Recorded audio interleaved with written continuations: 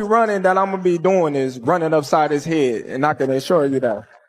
Do you have any concern that there's going to be any running in this fight? I hope not. I think Crawford is not that kind of fighter. He's a different. He box, and I like that. But what I know is he's a good fighter, very smart fighter, and very disciplined. He needs to get credit for that. But Canelo has issued a bright and burning threat. Terence Crawford cannot just stand in front of him. He must be ready to fight, not to run and expect him to do it too. Say anything like I'm lying or I'm facts. He faced maybe good fighters, but there's a difference between good fighters and elite fighters. I'm going to just keep it real. I'm hunting him. I'm hunting everything that he got. Two of the best pound for pound is going to face each other. Yeah, he's going to find out. Canelo was trying to tell them that he was not talking.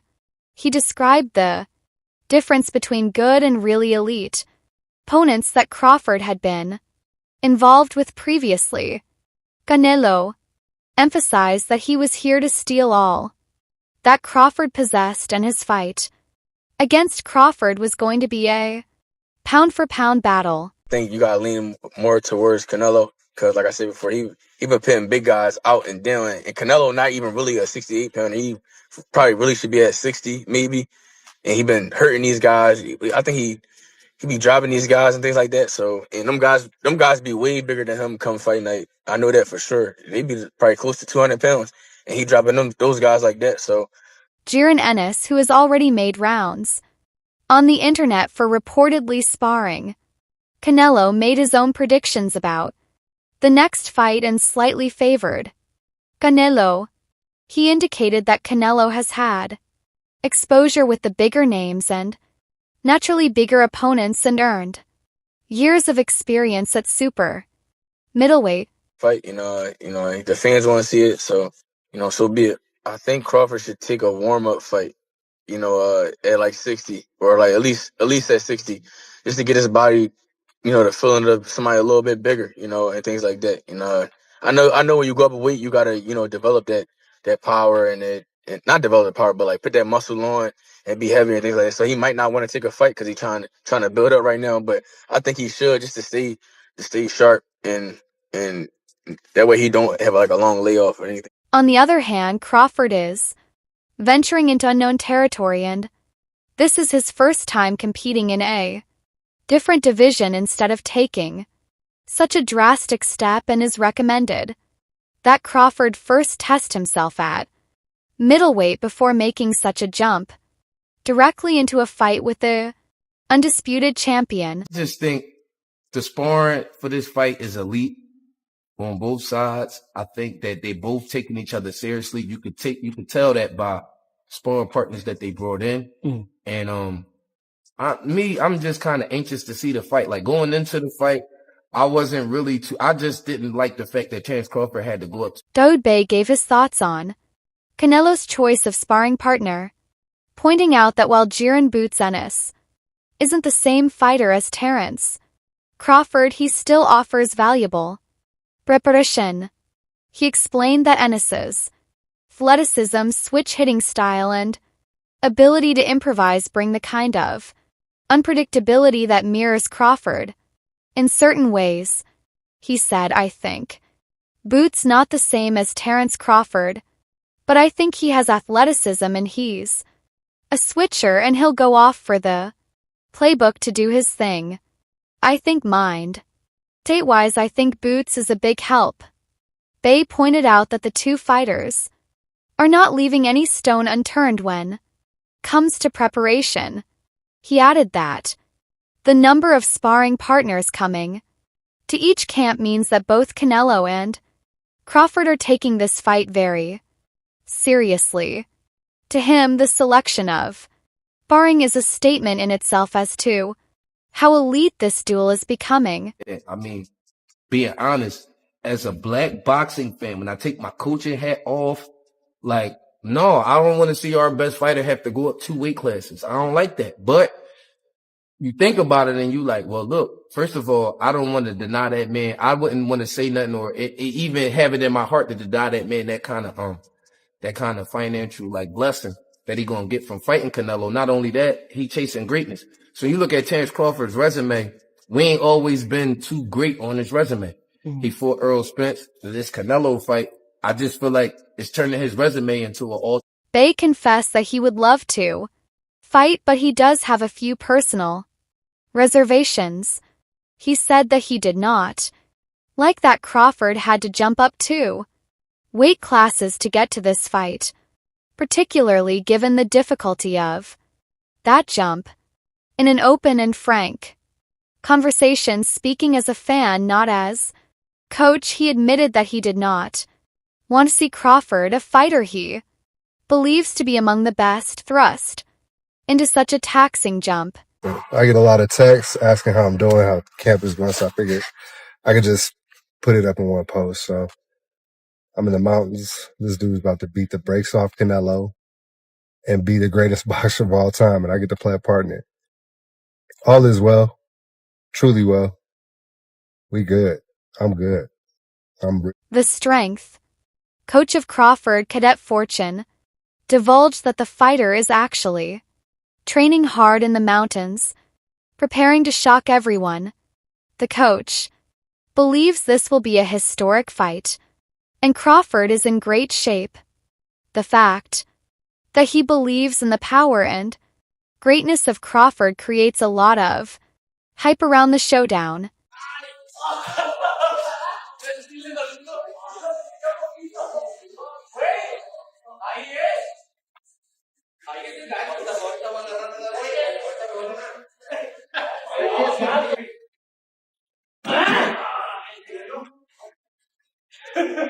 Vizzy has been investing all of his might into the training camp before the Crawford face-off.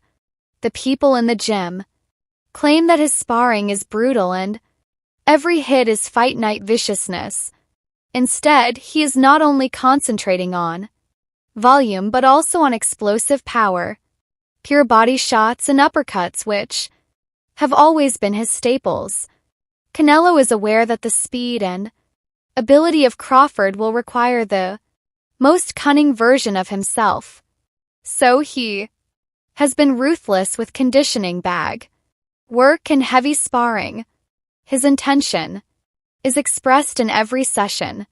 This is a champion who is about to pour out all of his power when the bell sounds in Las Vegas. Adele Adipo provided his own version of the battle, pointing out that the philosophy of Crawford could be focused on boxing and dominance in its purest form. He indicated that the size factor is an indication that Canelo will push hard, which may place Crawford in a position of stress because he is already fighting at a weight considerably heavier than any he has ever fought out of. Ola Adipo pointed out that sparring is one thing, but fighting under all the lights with all the extra pounds is something totally different.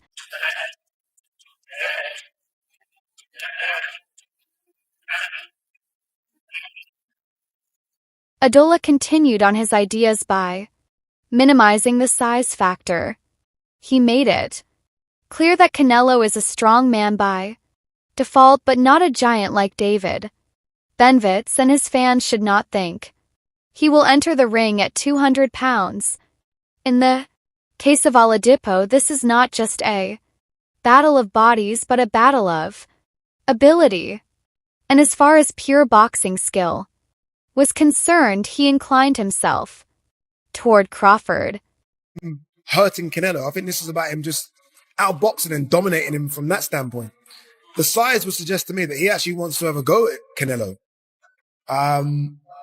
which could impact Crawford, because ultimately he's fighting at a weight that's way heavier than he's ever done before.